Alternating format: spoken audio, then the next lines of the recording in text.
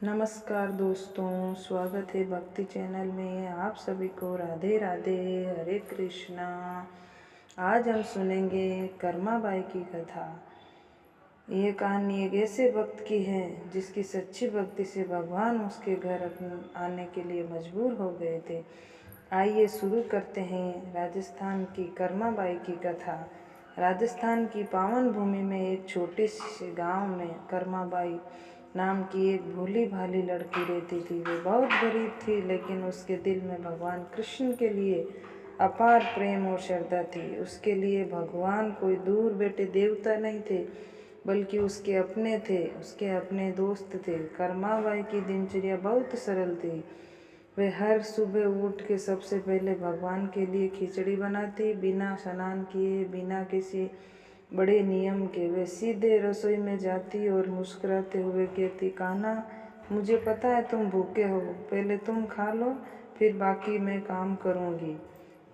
फिर वे प्यार से एक थाली में खिचड़ी परोसकर भगवान को भोग लगाती और उसके चेहरे पर सच्चे प्रेम की चमक होती।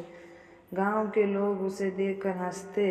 वे कहते, अरे बिना नहाए धोए भगवान को भोग लगाती, ये कैसी पूजा है। लेकिन कर्माबाई को इन बातों पर कोई फर्क नहीं पड़ता। वे बस अपने कहना में मगन रहती। एक दिन एक गांव में संत आए। उन्होंने कर्माबाई की भक्ति के बारे में सुना और सोचा कि देखना चाहिए कैसी भक्ति है।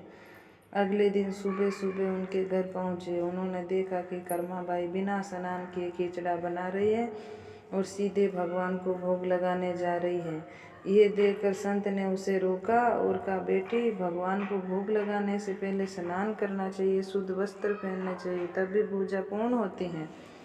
कर्माबाई ने हाथ जोड़कर विनम्रता से कहा, महाराज, मैं तो अपने कान्हा को भूखा नहीं रख सकती। अगर मैं पहले स्नान करूंगी तो उन्हें देर हो जाएगी।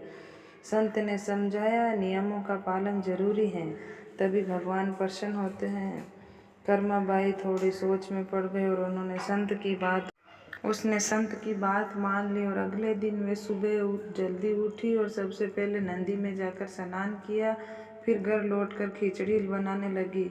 इस सब में वे काफ़ी समय लग गया। जब उसने भोग लगाया तो उसके मन बेचैन था। उसे लगा कुछ रह गया, आज कुछ सही नहीं हुआ है। उस दिन संत फिर उसके घर आए और उन्होंने ध्यान लगाया और अचानक उन्हें एक अद्भुत दृश्य दिखाई दिया। स्वयं भगवान कृष्ण प्रकट हुए। भगवान ने मुस्कुराया, मैं रोज कर्माबाई के हाथ की खिचड़ी खाता हूँ, लेकिन आज मुझे बहुत देर से भूखा रहना पड़ा। उनकी सच्ची भक्ति और प्रेम ही मेरे लिए सबसे बड़ा नियम है। मुझे बाहरी शुद्धता से ज़्यादा उसके मन की शुद्धता प्रिय है। यह सुनकर संत चौंक गए और उन्हें अपनी गलती का एहसास हुआ।